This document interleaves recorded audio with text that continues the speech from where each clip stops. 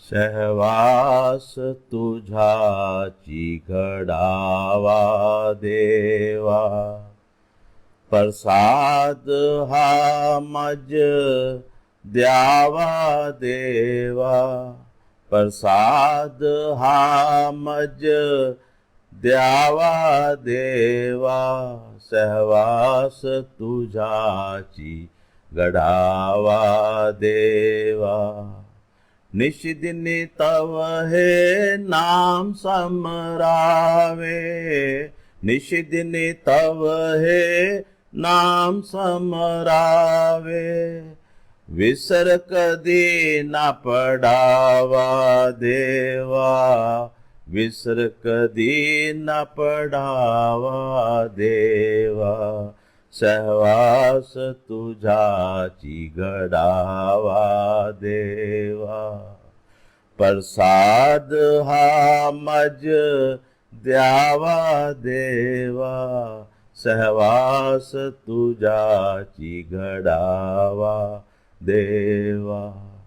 हृदय मंदिरी तुला नित समरोनी, ध्यान योग शिकवावा देवा, ध्यान योग शिकवावा देवा, सहवास तुझाची घडावा देवा, प्रसाद हा मज ध्यावा देवा, सहवास तुझाची घडावा देवा। आत्मसुखा परी प्रसाद द्यावा, आत्मसुखा परी प्रसाद द्यावा, वियोग कधी न पडावा देवा, वियोग कधी न पडावा देवा, सहवास तुझाची घडावा देवा, प्रसाद हा मज द्यावा देवा, सहवास तुझाची घडावा देवा। निशिदिनी तव हे नाम समरावे, विसर कधी ना पडावा देवा, निशिदिनी तव हे नाम समरावे, विसर कधी ना पडावा देवा, सहवास तुझाची घडा हे नाम समरावे, श्री चक्रधर हे नाम समरावे, जन्म मृत्यू चुकवावा देवा, जन्म मृत्यू चुकवावा देवा, सहवास तुझाची घडावा देवा, प्रसाद हा मज द्यावा देवा, निशिदिनी तव हे नाम समरावे, निशिदिनी तव हे नाम समरावे, विसर कधी न पडावा देवा, विसर कधी न पडावा देवा, विसर कधी न पडावा देवा। श्री गोपाल कृष्ण महाराज की जय, श्री दत्तात्रेय महाराज की जय, श्री चक्रपाणी महाराज की जय, श्री गोविंद प्रभु महाराज की जय, सर्वज्ञ श्री चक्रधर स्वामी की जय, श्री सांवली मूर्ति का जय जयकार हो, जय जयकार हो, जय जयकार हो। आज नवरात्रि के जो 9 दिन 9 रात दूसरा दिवस है और दूसरा ही प्रवचन है। ये नवरात्रि के दिन, जैसा मैंने आपसे कल भी कहा था, सर्वज्ञ श्री चक्रधर स्वामी जी कहते हैं कि अधिक से अधिक नाम स्मरण, पूजा पाठ, शास्त्र का अध्ययन, सेवा दास्य, अधिक से अधिक दुगना कर सको तो दुगना करो। पर इन सब के पीछे मूल भावना क्या है? मूल भावना है कुछ सेवा की और त्याग की। कल ही एक किसी प्रेमी भक्त का संदेशा आया कि भगवान जी ने कहा है कि कुछ इन दिनों कुछ त्याग करो, कुछ सेवा का कार्य करो। तो त्याग के नाम के ऊपर मैंने सोचा कि क्या चीज ऐसी है जिसका मैं त्याग करूं। देखो, हर क्रिया त्याग नहीं होती। उर्दू में इसको कहते हैं कुर्बानी।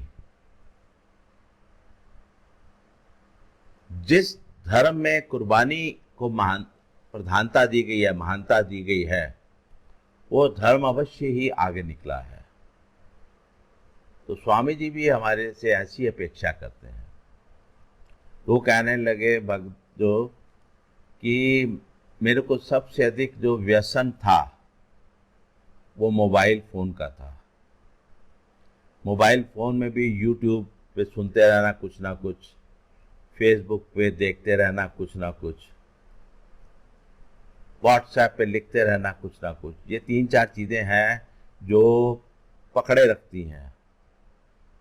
तो क्यों ना मैं इन 9 दिनों में ये जो सोशल मीडिया, सो कॉल्ड तथा कथित सोशल मीडिया है, इसका मैं त्याग कर सकूं। तो मैं 9 दिन तक बाबा जी इन तीनों चीजों से अपने आप को दूर रखा हुआ है। व्हाट्सएप, यूट्यूब, फेसबुक, मुख्य यही है 3।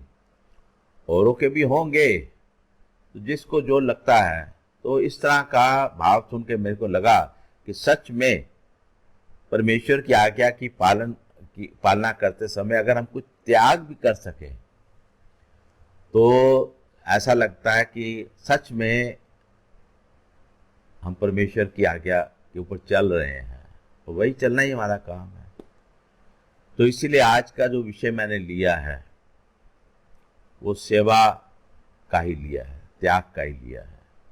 सर्वज्ञ श्री चक्रधर स्वामी जी के डोमे ग्राम में जो है अनेक लीलाएं ऐसे हैं, ऐसे प्रसंग भी आते हैं जिसमें सेवा दास्य को प्रधानता दी गई है। और स्वामी जी ने भी सेवा दास्य के लिए कहा है।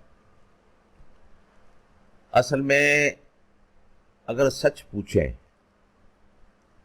तो धर्म की शुरुआत कहाँ से होती है? धर्म बोले तो धर्म आचरण की।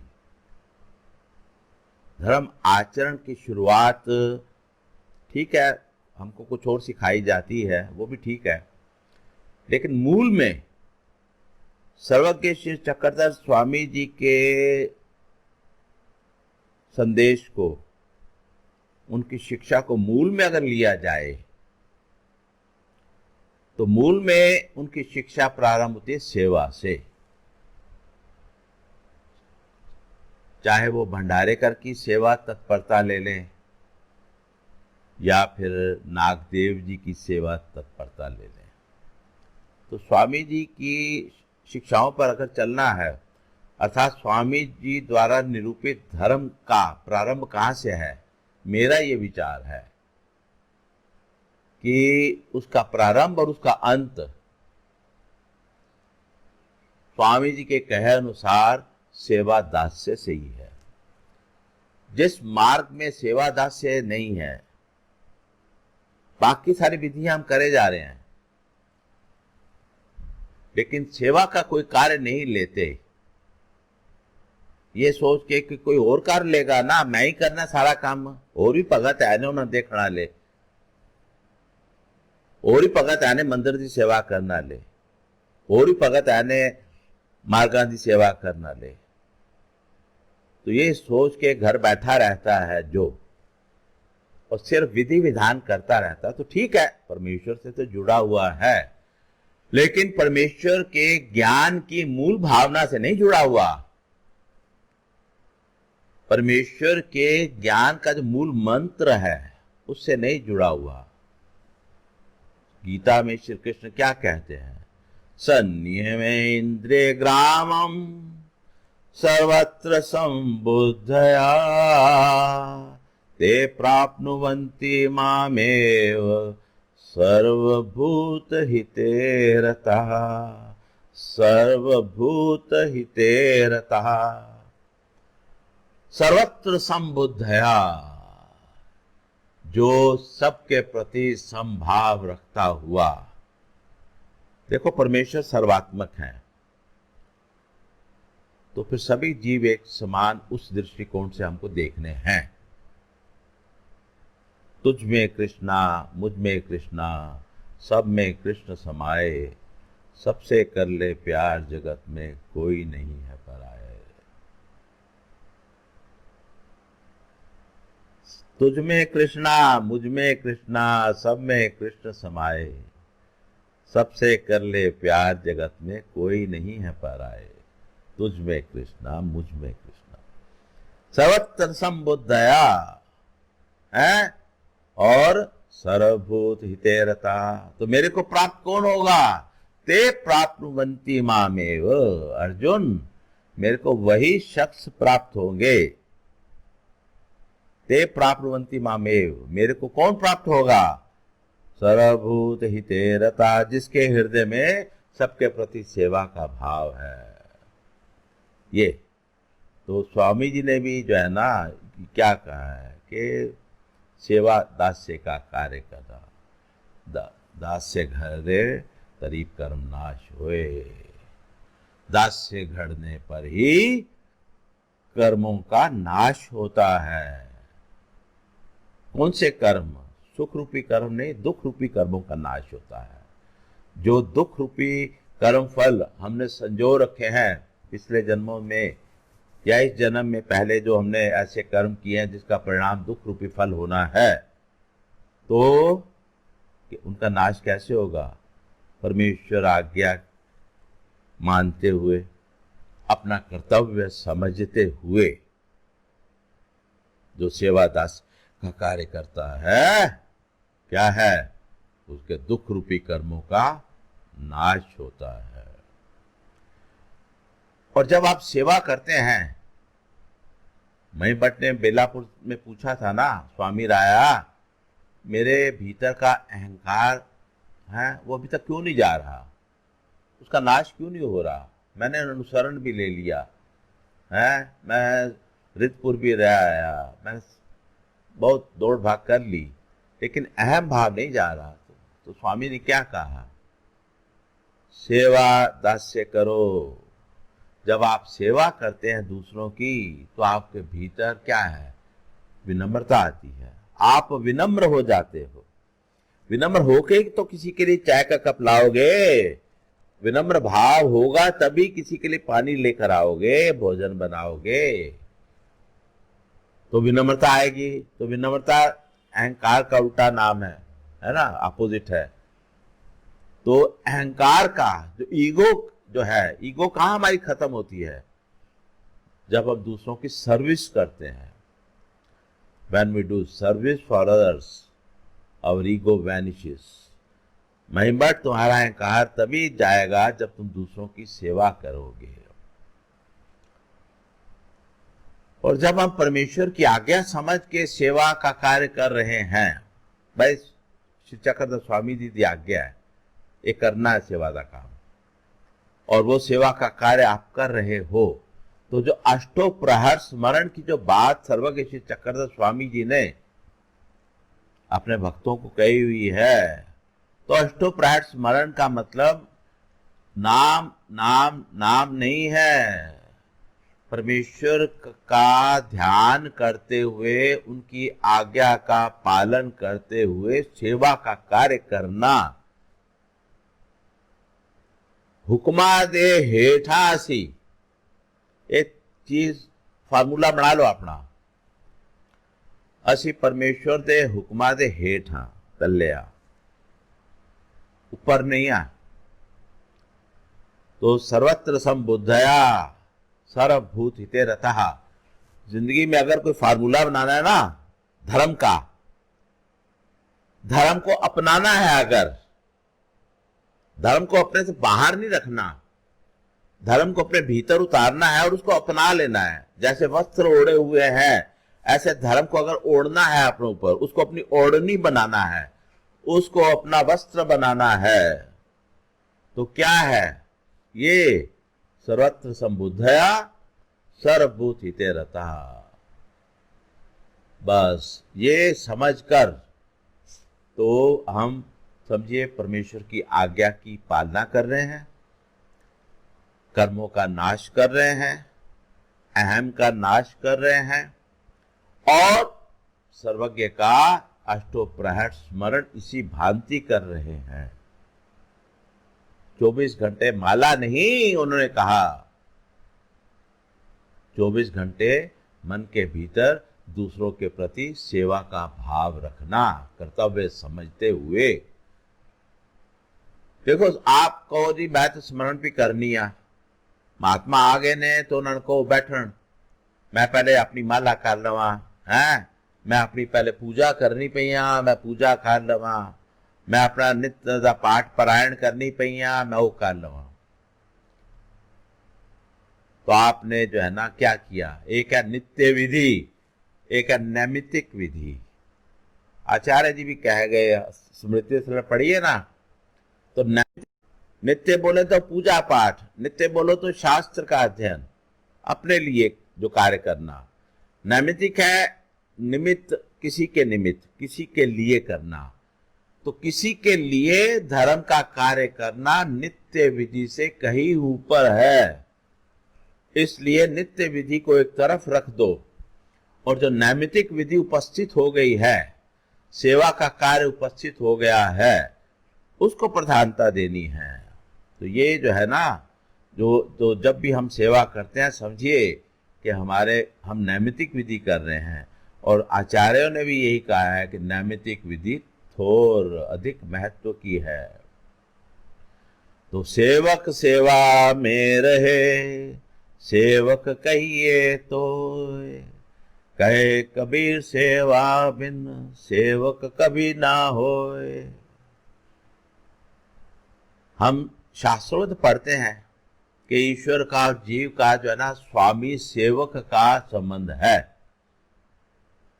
क्या ये बात से पढ़ने के लिए है और फिर पोथी बंद कर देने के लिए है? नहीं।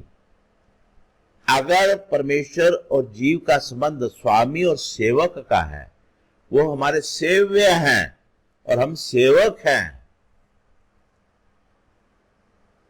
तो सेवा तो करना ही पड़ेगा। तो सेवक सेवा में रहे, सेवक कहिए सोए, कहे कबीर सेवा बिन सेवक कभी ना होए। तो ऐसे सेवा के कुछ प्रसंग हम देखते हैं। देखिए एक दिन की बात है, क्या है, दोपहर का समय है, सारे काम निपटाकर स्वामी जी की प्रेमी भक्त नागूबाई शाह वो लेटी हुई हैं, विश्राम कर रही हैं, दोपहर का समय है। स्वामी जी की एक दूसरी शिष्या लखूबाई शाह वहीं से गुजरती है। वहीं से गुजरती है तो लखूबाई शाह की निगाह पड़ती है बाईसा जी के चरणों पर, उनके पैरों पर। अब बाईसा स्वामी जी की सेवा में इतनी रत हैं, इतनी लगी हुई हैं कि उनको अपनी कोई सुध नहीं है। स्वयं अपने शरीर की कोई सुध नहीं है कि मैं ढंग से स्नान कर लूं, जो हाथ पैर हैं, जो आते जाते मैले हो रहे हैं, मिट्टी लग रही है, धूल लग रही है, बवाइयाँ पड़ रही हैं, पैर फट रहे हैं, उनका कुछ ध्यान कर लूं। बाईसा को कोई चिंता नहीं है। तो लखू बाईसा ने देखा कि बाईसा जी कितनी प्रभु की सेवा में लगी रहती हैं, और उनके पैरों की हालत देखिए, और इनको अपने पैरों की जना कि भाई हिफाजत का कोई ध्यान नहीं है। तो उसके मन में ये भाव आया, क्यों ना मैं ही बाईसा जी की सेवा करूं। तो क्या किया उसने, पानी थोड़ा गर्म किया है, पानी गर्म करके वस्त्र कुछ पोंछने के लिए, पैर धोने के लिए कुछ सामग्री ले आई, साबुन इत्यादि ले आई, झावा जिसको बोलते हैं, भरमा पत्थर जो होता है जिससे मैल उतारी जाती है, वो ला के बाईसा जी से कहने लगी, बाईसा जी आप आराम करती रहिए, मैं आपके पैर थोड़े मैले हो रहे हैं, सेवा धो देती हूँ। तो गर्म पानी से धोया तो बाईसा जी को भी आराम मिला। गर्म पानी पैरों में पड़ता है तो थकावट तो उतरती है, सब जानते हैं। तो बाईसा जी कहने लगे कर ले फिर। तो लखू बाईसा ने अच्छी तरीके से गर्म पानी से पैर धोए, साबुन लगाया और झावा मला, मैल उतारी, सब उतार के पैर चमका दिए, और फिर उनको अच्छी तरह से तेल लगाया, थोड़ा मुलायम हो जाए, सूखे थे तो अच्छी तरीके से पैरों में तलवे के नीचे जहाँ भी उनको है उन्होंने तेल लगा के अच्छी तरीके से बाईसा के पैरों की सेवा की। बाईसा उठी, देखा, खुश हो गई, अरे तूने तो मेरे पैर चमका दिए, बहुत बहुत अच्छा किया तू। तो बाई साहब बहुत खुश हुई। तो थोड़ी देर बाद उठी गई तो फिर स्वामी जी के पास गई, है ना। स्वामी जी के पास गई तो कहने लगी कि आज तो लखू बाईसा ने कमाल कर दिया। स्वामी जी पूछने लगे क्यों, क्या हुआ। आज मैं सो रही थी उधर, तो लखू बाईसा ने कहा भाई जी आपके पैर जो है ना थोड़े साफ नहीं हैं, तो आप कहे तो मैं धो दूं। तो लखू बाईसा ने बाबा बड़े अच्छे तरीके से गर्म पानी से मल धल के मेरे पैरों को साफ किया, बाद में तेल से मालिश भी कर दी, मेरे को बड़ी थकावट भी मेरी उतरी, और देखो मेरे पैर भी जो है ना एकदम उसे साफ किए। बाबा आज लखू बाईसा ने मेरी बड़ी सेवा की, ये कहती हैं बाईसा स्वामी जी को। स्वामी जी ने क्या उत्तर दिया, देखिए स्वामी जी ने क्या उत्तर दिया। स्वामी जी ने कहा कि बाईसा नोट कीजिए ये बात को, मूल मंत्र की बात करने जा रहा हूं। तो स्वामी जी ने कहा कुछ चीजें जो है ना सुन सुन के अपने दिल में भी बिठा लेनी चाहिए, अपनी बुद्धि में भी बिठा लेनी चाहिए। क्योंकि धर्म क्या है, मैं सोचता हूं कि धर्म के 3 महत्वपूर्ण अंश क्या है, भाग क्या है। धर्म को थोड़ा खुलासे में लीजिए, थोड़ा उस भाव में लीजिए जिस भाव में स्वामी जी ने हमको ज्ञान दिया है। हम कभी कभी ना उस भाव से दूर हो जाते हैं और अपनी मनमानी करने लगते हैं।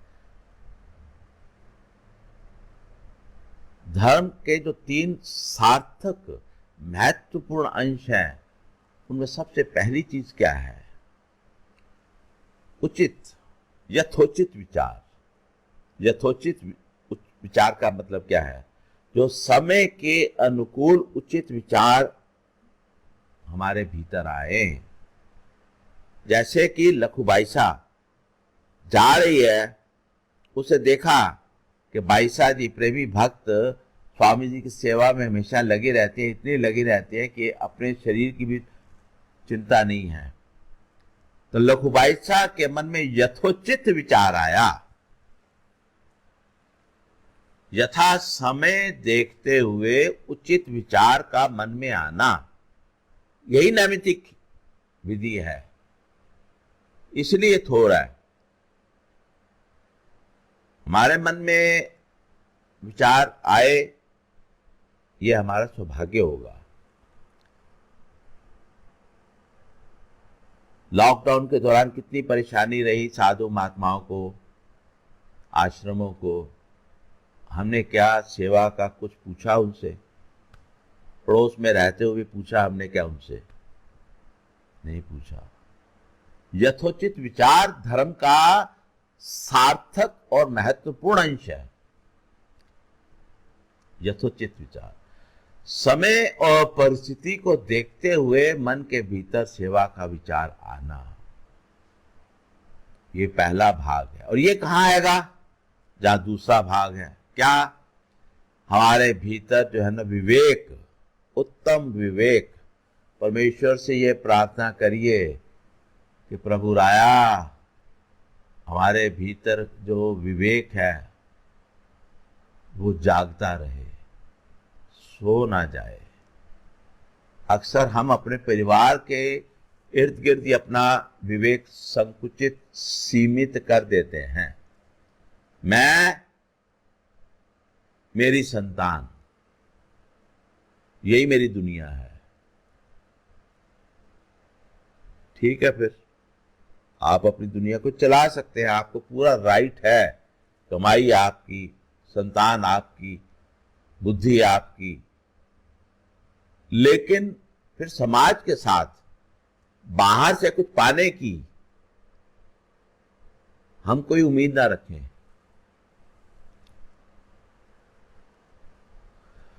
तो समुचित विवेक का जागृत रहना, उत्तम विवेक,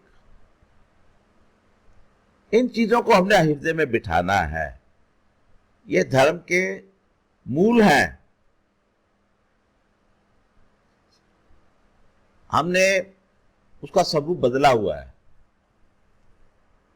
उसको संकुचित, सीमित कर दिया है।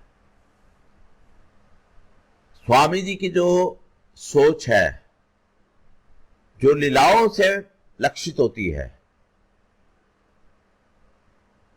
तो स्वामी यहां क्या कह रहे हैं? क्यों कह रहे हैं बाईसा से? बाईसा से ये कह रहे हैं कि लखू बाईसा ने, बाईसा तुम्हारी सेवा नहीं की, बाईसा ने वस्तुतः हमारी सेवा की है, ईश्वर की सेवा की है। समझे मैं क्या कह रहा हूं? परमेश्वर के किसी साधक की सेवा, परमेश्वर के किसी साधन की सेवा, परमेश्वर की सेवा है। वो परमेश्वर ही स्वीकार करते हैं। लेकिन वो कब होगा? जब हमारे भीतर विवेक जागृत रहेगा। तो धर्म में क्या पक्ष महत्व का है? उत्तम विवेक, विचारों का होना, और उसके लिए हमारा आचरण पक्ष भी शुद्ध होवे। सेवा किस में आती है? आचरण में आती है। वो भी उत्तम होवे। तो धर्म के क्या अंग हैं? यथोचित विचार, उत्तम विवेक और समुचित आचार, परमेश्वर आज्ञा के अनुरूप किया जाने वाला आचरण, हमारी आत्मा का उत्थान। हम आत्मा के ऊपर जाने की, ऊर्ध्व गति की सोचते हैं। ऊर्ध्व गति के लिए हमने रूट पता नहीं कौन सा ले लिया है, कुछ समझ नहीं आ रहा मेरे को तो। लेकिन अगर हम स्वामी जी की आज्ञा पर चलेंगे, बाईसा, लखू बाईसा ने तुम्हारी सेवा नहीं की, लखू बाईसा ने ईश्वर की सेवा की है। डायरेक्ट उस सेवा को ईश्वर स्वीकार कर रहे हैं। हमारे कौन से काम है जो ईश्वर स्वीकार करते हैं? ऊपर ऊपर से होते हैं तो ईश्वर तक पहुंचते नहीं है। और यहां लखू बाईसा ने बाईसा की सेवा की और सर्वज्ञ कह रहे हैं कि उसने हमारी सेवा की है। प्रसन्नता सर्वज्ञ की किसको मिली? डायरेक्ट लखू बाईसा को। कि उसने किसकी सेवा? बाईसा की। सर्वभूत हिते रता, ते प्राप्नुवन्ति मामेव।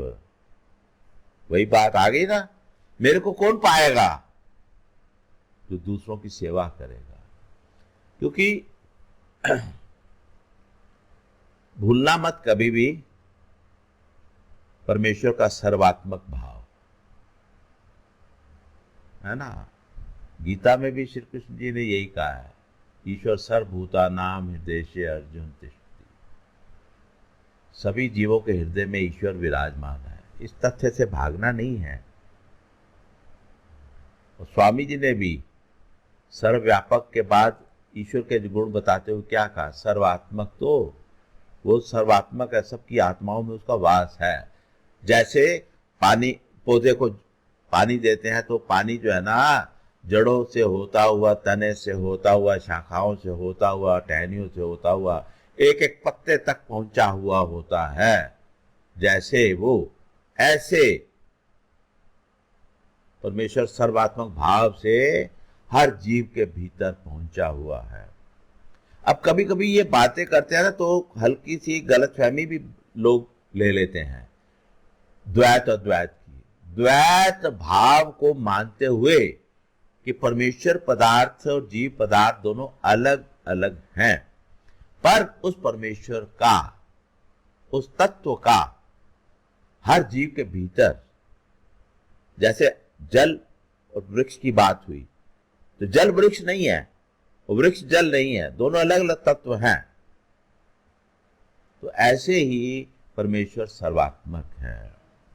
तो लखूबाई शाह ने ईश्वर की सेवा की। तो सर्वात्मक भाव कहां से पता लगता है ना। कुत्ता जो है कुटिया के अंदर आ गया है, नागदेव की झोली को मुंह मारने लगा है। आउसा देखती है कि कल भी यही कुत्ता आया था, आज फिर नागदेव की झोली को कोई उठा के न ले जाए। तो उसने एक कंकर पत्थर उठाया और उठा के दे मारा कुत्ते की तरफ। कुत्ते के जो है ना लगा, तो वो एकदम चिल्लाने लगा, मिमियाने लगा और जैसे रोता हुआ, चिल्लाता हुआ बाहर चला गया। तो आउसा ने तो कंकर मारा पत्थर को। सर्वज्ञ श्री चक्रधर स्वामी जी इधर विराजमान है एक तरफ। उस समय श्री चक्रधर स्वामी जी क्या, उनकी क्या प्रतिक्रिया थी? उनकी ये प्रतिक्रिया थी कि उसी समय जैसे कुत्ते के माथे पे पत्थर लगा और दर्द से वो मिमियाया, उसी समय सर्वज्ञ श्री चक्रधर स्वामी जी ने अपने श्री मस्तक पे हाथ रख लिया, जैसे कि चोट किसी और जीव को नहीं, परमेश्वर को लगी है, परम तत्व को लगी है। आउसा हैरान हो गई, कहने लगी, महाराज पत्थर तो मैंने उसको मारा है और अपने श्री मस्तक को आपने पकड़ लिया है, ऐसा क्यों? कोई समझाने की जरूरत रह गई है?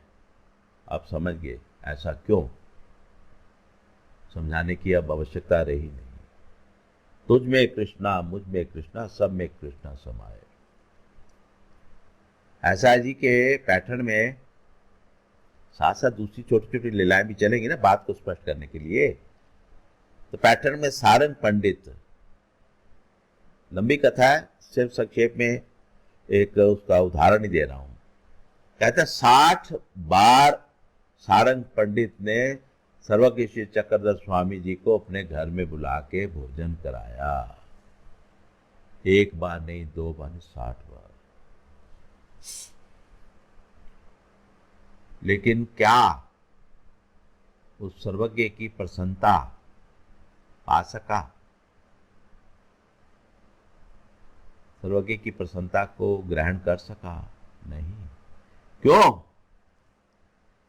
क्योंकि सारंग पंडित की सर्वज्ञ के साधनों पर, परिवार पर, जो भगत नागदेव जैसे, नाथोबा जैसे, जो भी भगत उस समय उनकी सेवा में थे, उन पर श्रद्धा नहीं थी,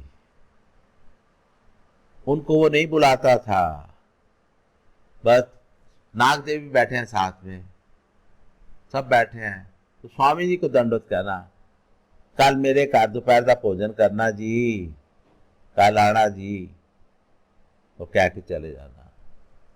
तो स्वामी जी को भी महसूस होता था कि मेरे प्रिय भक्त मेरे साथ बैठे हैं, एक बार उनकी तरफ भी हाथ जोड़ के कह दो, एक विधि से ही कह दो कि आप सब ने भी आना है। और आप ये सब आते हैं क्योंकि वो स्वामी जी का दोपहर का भोजन अवसर, पूजा अवसर देखना चाहते हैं। तब देखने आते थे तो वो उनको भी परोस देता था, फिर वो खा लेते थे। लेकिन स्वामी जी को भी पता था, नाग देव जी ने एक बार कह भी दिया, महाराज हम आ तो जाते हैं लेकिन सारक पंडित कैसा व्यवहार करता है। तो कथा लंबी है, कहने का मतलब यह है कि जिसकी स्वामी जी के शिष्य परिवार पर, अच्छा अब असन्निधान का समय है तो स्वामी जी का परिवार तो अभी भी है, उनके नाम लेने वाले भगत तो है ना, वासनिक है ना, जिनके मुख में स्वामी जी का नाम है, वही उनका परिवार है जो उनके ऊपर चल रहा है, उनकी आज्ञा के अनुसार चलने का प्रयास कर रहा है। या सन्यासी वर्ग है जो उनकी आज्ञा के अनुसार अपना जीवन प्रभु के नाम, मार्ग के नाम देने का प्रयास कर रहा है, तो उनकी सेवा, चेतन है ये, और जड़ा पसी चेतन थोर। तो ये जो चेतन साधन आपके को उपलब्ध हैं, उनकी सेवा करनी बनती है। स्थान, प्रसाद, भिक्षुक, वासनिक, या स्थान, प्रसाद, वासनिक, भिक्षुक। कई लोग ऐतराज करते हैं, जी ऐसे ऐसे क्यों किया, वासनिक की पहले से ही, कोई बात नहीं, उनके मन में भी परमेश्वर की प्राप्ति की वासना है, ठीक है। इनकी सेवा करना परमेश्वर की प्राप्ति का एक साधन है, इस बारे में ज्यादा विचार मत किया करें। अच्छा, लखू बाईसा की जो है ना बात,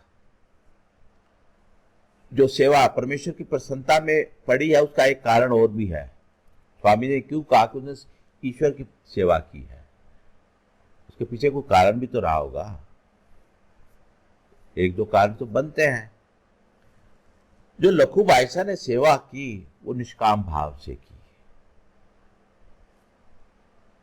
निष्कामता।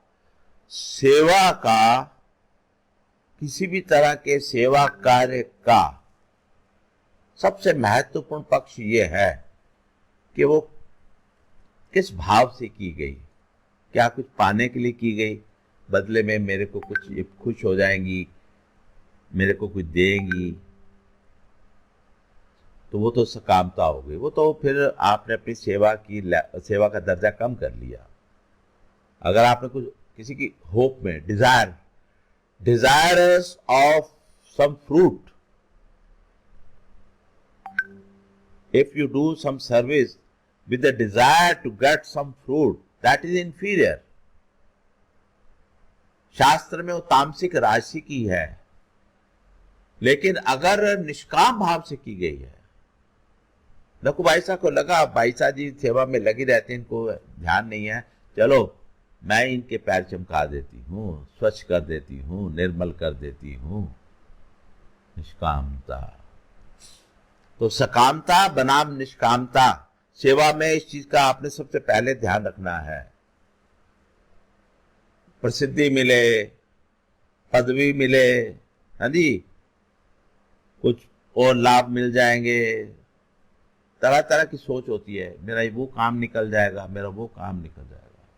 तो ऐसी सोच रखने वाली सकाम भाव से जो की जाने वाली भक्ति, सेवा, स्मरण, है ना, हल्के हैं। मन्नत मान के करने वाले काम हल्के हैं, ठीक है, जीव को परेशानी होती है तो मन्नत मांगता है, आता है सेवा में। वो कहता है, भगत कहता है, श्री राम को ना मंगी तो किसी को मंगी है। तो ठीक है, वो पक्ष छोड़िए, उसमें आपकी मनोकामना पूरी हो जाएगी, बात खत्म। ठीक है, तो निष्कामता। लेकिन निष्कामता और सकामता के साथ साथ एक और चीज भी बड़े महत्व की है जो हम अक्सर ध्यान नहीं देते। जो सेवा हम कर रहे हैं वो स्वतः स्फूर्त है, मेरे मन के भीतर उपजे शुद्ध भाव हैं, या किसी के कहने पर, किसी के प्रेशर पर, किसी की हुक्म पर हम कर रहे हैं। लखू बाईसा गुजर रही है उधर से, बाईसा जी को लेटे देखती है, उसकी निगाह पड़ती है बाईसा जी के पैरों पर, वो देखती है कि पैर गंदे हैं। स्वतः स्फूर्त, अपने भीतर से उपजे हुए भावों के द्वारा भक्ति का कार्य, सेवा का कार्य, दान का कार्य, किसी भी प्रकार का है, बहुत उत्तम है। तो बात क्या हुई? बात यह हुई कि निष्कामता तो चाहिए ही चाहिए, निष्कामता के साथ स्वस्फूर्त भाव हो। और भाव क्या हो? यही कि मैं अच्युत गोत्रीय हूं। ईश्वर के लिए क्या शब्द का विशेषण, क्या विशेषण आता है? कि वो अच्युत है, इनफॉलिबल, जिसका च्युत नहीं, जो च्युतिमंत नहीं, गिरता नहीं है अपने पद से। ईश्वर है तो ईश्वर ही है, वो देवता जीव प्रपंच नहीं बनेगा, वो ईश्वर है। और जो उसके गुण हैं, जो उसके धर्म है, वो वैसे के वैसे रहेंगे। इसलिए वो शाश्वत है, सनातन है, पुरातन है, नित्य है। तो अच्युत है। और जो उस अच्युत के मार्ग पर चल रहे हैं भिक्षुक वासनिक, वो अच्युत गोत्रीय हैं। हमारा गोत्र क्या है? स्वामी जी ने स्वयं कहा, तुम सब अच्युत गोत्रीय हो। परमेश्वर अच्युत, उसके मार्ग पर चलने वाले अच्युत गोत्रीय। तो पूरी अपनी स्टेटमेंट में करूं, बात पूरी करूं, बात पूरी यह है कि अच्युत गोत्रीय परिवार की स्वतः स्फूर्त भाव से निष्कामता पूर्ण सेवा दास्य करना, ये भक्ति है। परमेश्वर की प्रसन्नता पाने का सीधा शॉर्टकट बतला रहा हूं आपको, फिर सुन लीजिए। उस अच्युत परमेश्वर के मार्ग पर चलने वाले वासनिक भिक्षुक परिवार, अच्युत गोत्रीय परिवार, उस अच्युत गोत्रीय परिवार की, उस अच्युत गोत्रीय परिवार की स्वतः स्फूर्त अपने मन से उपजे हुए भाव से निष्कामता पूर्वक सेवा का कार्य करना परमेश्वर की प्रसन्नता प्राप्ति का सबसे बड़ा साधन है। ये मेरी सोच है, आप इस पे थोड़ा विचार कीजिए, क्योंकि सर्वज्ञ स्वयं कह रहे हैं कि उसने हमारी प्रसन्नता पाई है। ते प्राप्नुवन्ति मामेव, वो मेरे, देखो प्रसन्नता पाने का मतलब क्या है? प्रसन्नता पाने का मतलब है कि आगे का रास्ता खुलना, आपकी योग्यता का बढ़ना। परमेश्वर प्रसन्न है हम पे, तो हमारा आगे का रास्ता खुलेगा ना। जिसकी तरफ जाना है वही हम पे आप प्रसन्न है, तो आगे का रास्ता क्या खुलेगा? कोई रास्ता नहीं खुलेगा। जो हमने आगे आगे बढ़ना है उसके लिए जो अधिकार, पहले तो अधिकारी पात्र बनना है, फिर योग्यता अर्जित करनी है। तो अधिकार घड़ना कैसे, योग्यता का अर्जन करना कैसे? ऐसे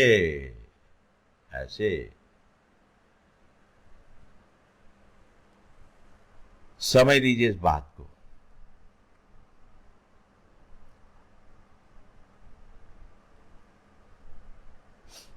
डोमे ग्राम में जब स्वामी जी आए थे, हाँ जी, उनका दूसरी बार जब वो आए थे तो बादाठाण गांव से होते हुए वो डोमे ग्राम आए थे, आकर राजमठ में रुके थे। आके राजमठ में रुके,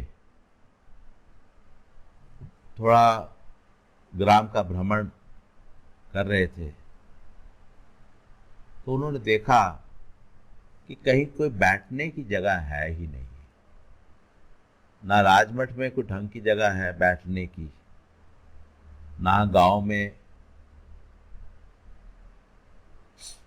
खैर उन्होंने एक चीज ध्यान उनके आ गई, तो उनके दर्शन करने के लिए गांव के लोग आने लगे।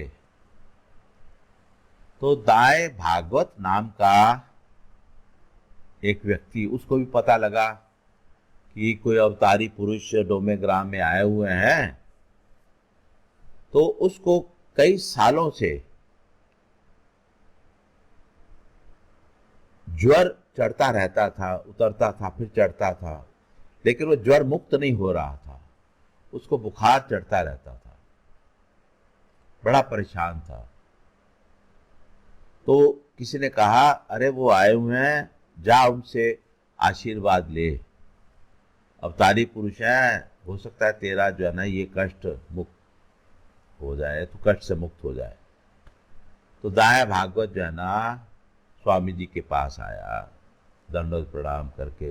बुखार चढ़ा हुआ था, ज्वरग्रस्त था, दुर्बल। वैसे जिसको हमेशा बुखार चढ़ा रहता है उसमें ताकत क्या होगी।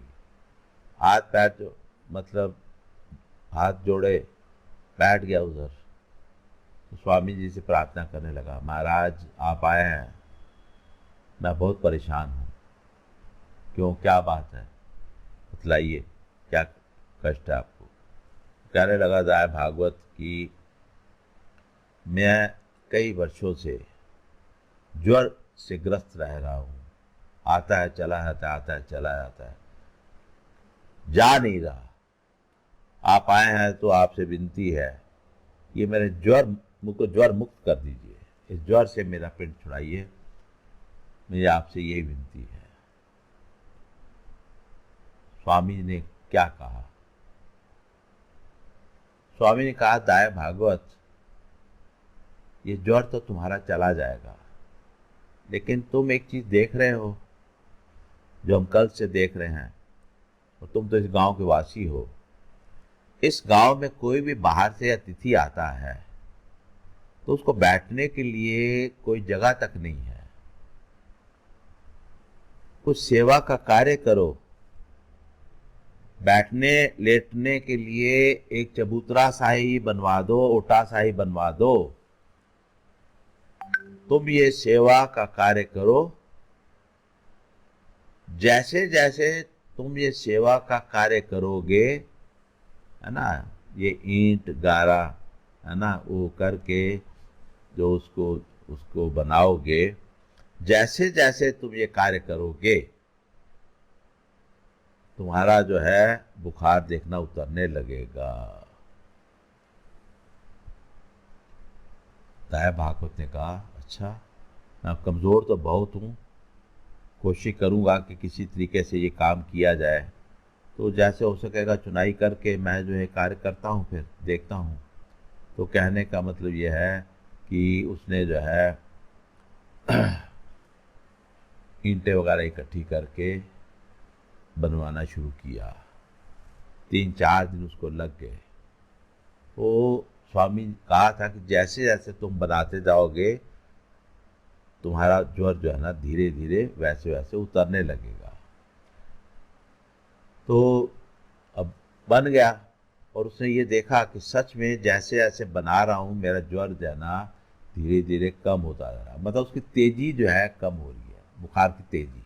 जैसे टेम्परेचर 2-3 होता था, तो अब जो है ना 1, 98, 99 ऐसे हो गया। उसने ओटा बना दिया। ओटा बना के घर में देखता रहा, तो उसको लगा बुखार तो अभी भी है, बुखार तो गया नहीं है। तो अभी स्वामी जी वहीं थे, वो फिर आ गया। महाराज, जैसे आपने आज्ञा दी थी वैसे मैंने चुनवाई करके स्वयं अपने हाथों से ईंट गारा वगैरह लगा के चुनाई का काम करके ओटा बना दिया है।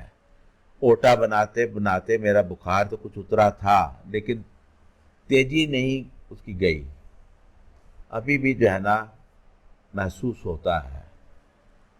तो स्वामी जी बाहर आए, उन्होंने ओटे को देखा, उन्होंने कहा, बात सुनिए, सर्वज्ञ ने जो कहा उसके ऊपर आप ध्यान दीजिए।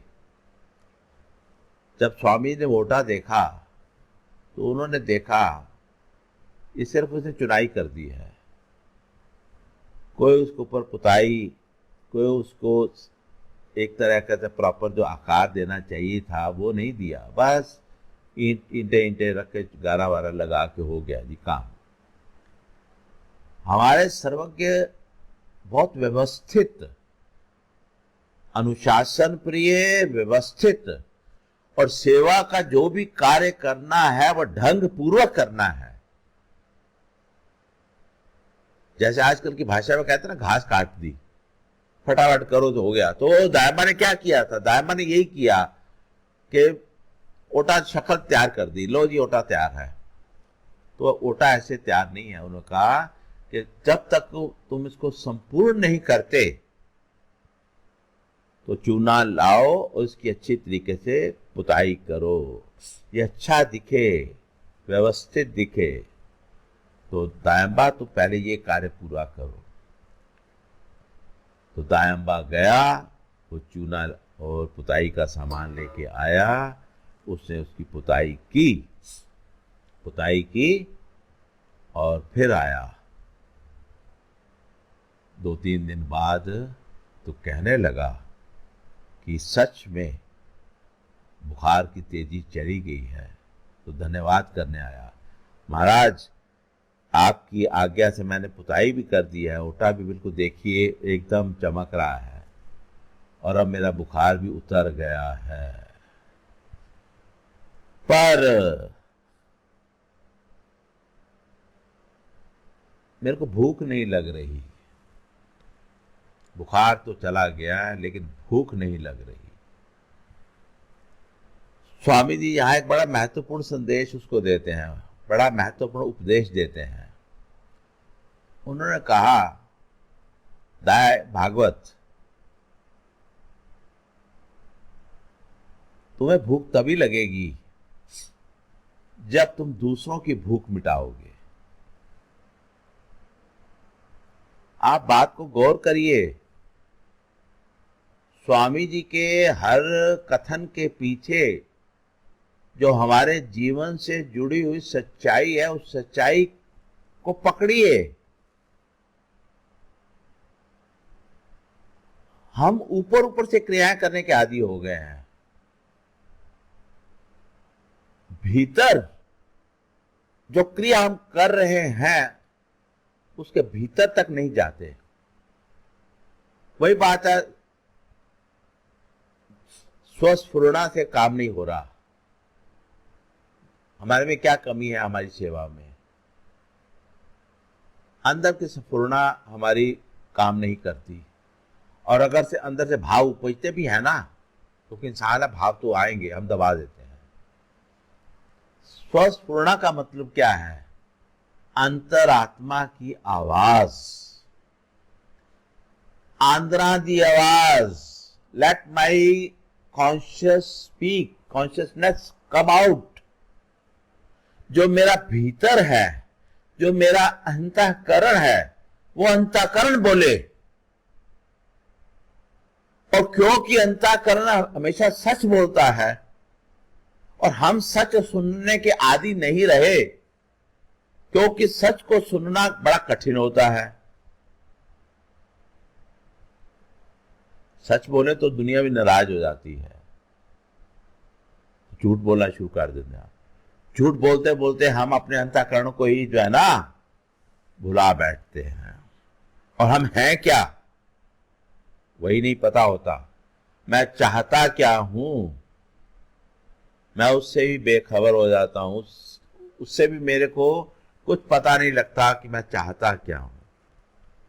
इधर उधर इधर उधर दोष हम मन को दे रहे हैं। मन बड़ा पापी है ना, चैन से ना बैठने दे। ठीक है, मन बड़ा पापी है, तेरा नाम न जपने दे। ये मन बड़ा चंचल है, तेरा नाम ना जपने दे। जितना इसे समझाऊं उतना ही मचल जाए। ये हम गाते हैं, भजन है, बड़ा प्रसिद्ध भजन है, दाता तेरे चरणों की। तो दाता के चरणों की धूल तो मिल जाएगी, लेकिन क्या हम दाता के कहे अनुसार अपने जो अंतःकरण है उसकी स्वतंत्रता, उसकी स्वच्छता वो प्रकट होने देते हैं क्या? नहीं प्रकट होने देते, क्योंकि वो बड़ा महंगा पड़ता है। ये हमेशा महंगी बात करता है अंतःकरण। सेवा कर, दान पुण्य कर। दान पुण्य की बात कहां लिखा है, क्यों करें? प्रश्न। अंदर से आवाज है और हमारी कुबुद्धि कहती है कि कहां लिखा है। भीतर की आवाज के सामने कुछ नहीं लिखा, क्योंकि भीतर वही बैठा हुआ है, सर्वभूतात्मा परमेश्वर स्वयं सर्वात्मक वही बैठा है। वही अंदर से मैसेज भेजता है और हम उस मैसेज को दबा देते हैं कि कहां लिखा है। तू बोल मत, तू लिखा हुआ दिखा। तू लिखा हुआ दिखा, मतलब लिखा हुआ दिखाने से ही सत्य का प्रमाण है। अनुभव, स्वामी जी ने क्या कहा है, अनुभव बड़ा ज्ञान है। परमेश्वर के साथ जुड़े हुए जो अनुभव हैं वही सबसे बड़े प्रमाण हैं। शब्द प्रमाण नहीं है। परमेश्वर जो हमारे भीतर संदेशा दे जाते हैं, जो लीला कर जाते हैं, जो दर्शा जाते हैं। क्या कह रहे हैं दाया भागवत को? सर्व के दाया भागवत को कह रहे हैं कि तू कह रहा है मेरे को भूख नहीं लगती, तू ये बतला तूने आज तक किसकी भूख मिटाई है? यदि किसी की भूख तुमने मिटाई है ना, तो तेरी अपनी भूख भी जाग उठेगी। तू अपना पेट भर भर भर भर भर भर के इतना भर दिया कि उसकी भूख ही मर गई। तो महाराज मैं क्या करूं, आज्ञा दीजिए। तो दाया भागवत तू चाहता है कि तेरी भूख जागृत हो उठे, तेरी जठराग्नि। शास्त्र तो क्या कहते हैं, गीता के 15 अध्याय में आप पढ़िए तो जठराग्नि भी ईश्वर से ही है। जठराग्नि में भी ईश्वर ही विराजमान है। वो अग्नि जो है ना परमेश्वर के बगैर प्रज्वलित नहीं होती। तो परमेश्वर की आज्ञा वहां भी है, भूख में भी। तो सर्वज्ञ क्या कह रहे हैं, दाया भागवत तू सारे गांव के लोगों को भोजन करा। हमारे कहने के अनुरूप, हमारी आज्ञा को मानते हुए तू सारे गांव को भोजन करा, सबको अपने हाथों से खिला, फिर देखते हैं तेरी भूख का क्या होता है। महाराज जो आज्ञा, जब जीव के भीतर वो विचार आ जाए कि जो परमेश्वर कह रहे हैं वही मेरे सिर मत्थे तेवे। दाया भागवत सारे गांव का भोजन जो है उसका आमंत्रण दे दिया और निश्चित दिन पे सबको घर में आमंत्रित किया था, बुलाया, भोजन कराया सबको अपने हाथों से। स्वामी जी कहने लगे अपने हाथों से करवा, तेरे सेवक तो करेंगे ही, तू भी जुड़ लग जा। तो कहते हैं कि जैसे जैसे वो लोगों को भोजन करवाता गया सर्वज्ञ की आज्ञा के अनुरूप, परमेश्वर की आज्ञा को सिर माथे रखते हुए सबको भोजन कराता गया। कराते कराते उसको अपने भीतर इतनी तेज भूख लगी, इतनी तेज भूख लगी कि आखिर में कहता महाराज अब तो मैं खुद ही बहुत भूखा हूं, आपकी आज्ञा हो तो मैं भी कुछ ग्रहण कर लूं।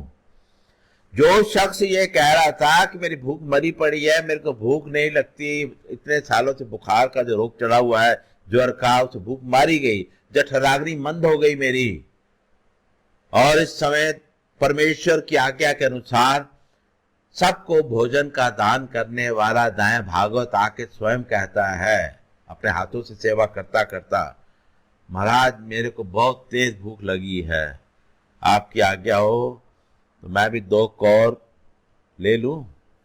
तो स्वामी जी ने कहा अभी लो, और अपने हाथों से उसको पहला प्रसाद करने वाला दिया।